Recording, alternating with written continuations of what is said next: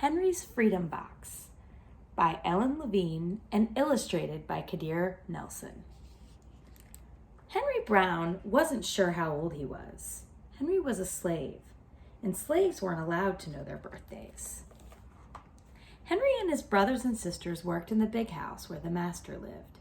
Henry's master had been good to Henry and his family, but Henry's mother knew things could change. Do you see those leaves blowing in the wind? They are torn from the trees like slave children are torn from their families. One morning, the master called for Henry and his mother. They climbed the wide staircase. The master lay in bed with only his head above the quilt. He was very ill. He beckoned them to come closer. Some slaves were freed by their owners. Henry's heart beat fast. Maybe the master would set him free. But the master said, "You are a good worker, Henry. I am giving you to my son. You must obey him and never tell a lie." Henry nodded, but he didn't say thank you. That would have been a lie. Later that day, Henry watched a bird soar high above the trees. "Free bird, happy bird," Henry thought. Henry said goodbye to his family. He looked across the field. The leaves swirled in the wind.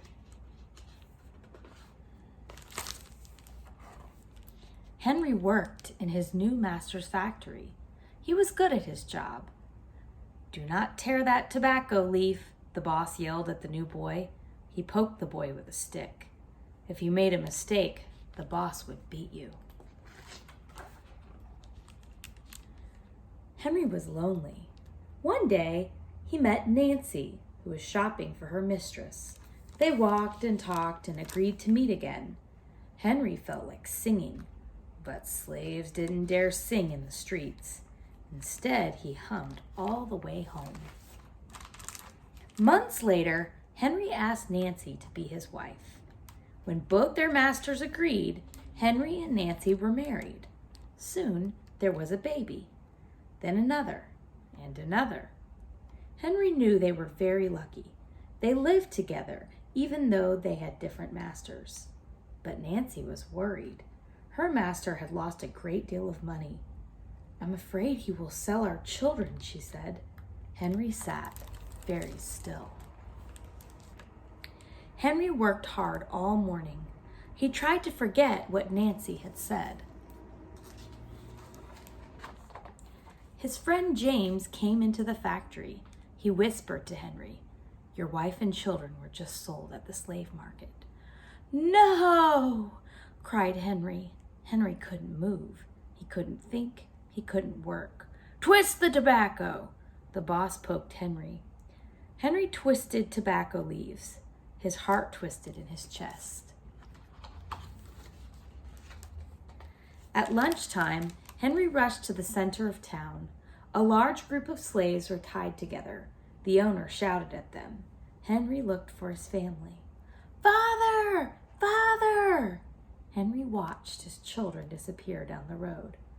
Where was Nancy? He saw her the same moment she saw him. When he wiped away his tears, Nancy, too, was gone. Henry no longer sang. He couldn't hum.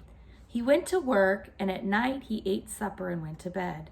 Henry tried to think of happy times, but all he could see were the carts carrying away everyone he loved. Henry knew he would never see his family again. Many weeks passed.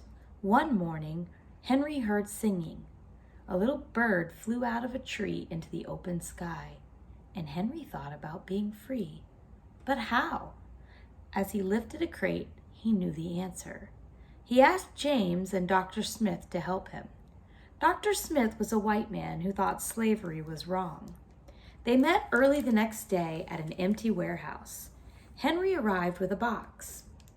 "I will mail myself to a place where there are no slaves," he said. James stared at the box, then at Henry. "What if you cough and someone hears you?" "I will cover my mouth and hope," Henry said. Dr. Smith wrote on the box, to William H. Johnson, Arch Street, Philadelphia, Pennsylvania. Henry would be delivered to friends in Philadelphia.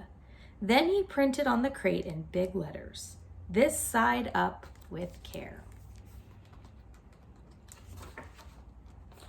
Henry needed an excuse to stay home, or the work boss would think he had run off.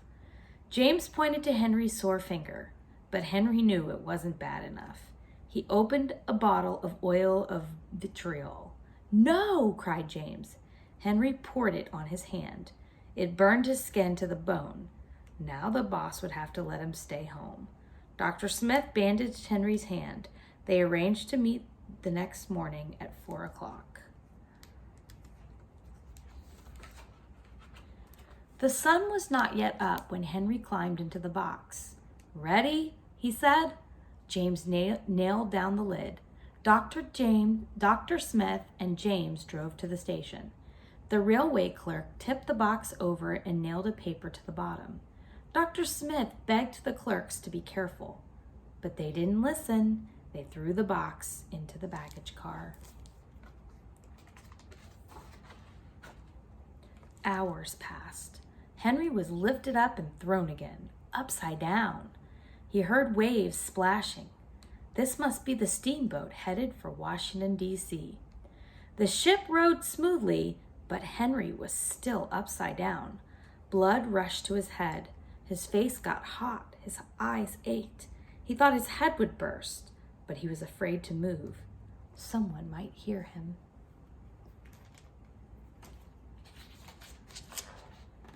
"I'm tired of standing," someone said. "Why don't we move that box and sit on it?" said another. Henry held his breath. Could they be talking about his box? Henry was pushed. The box scraped the desk. Now he was on his right side, now on his left, and suddenly, right side up.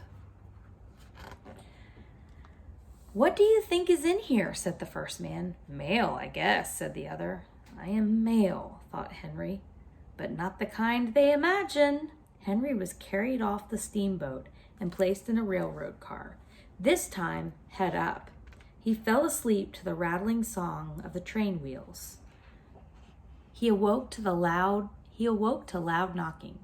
"Henry, are you all right in there?" "All right," he answered.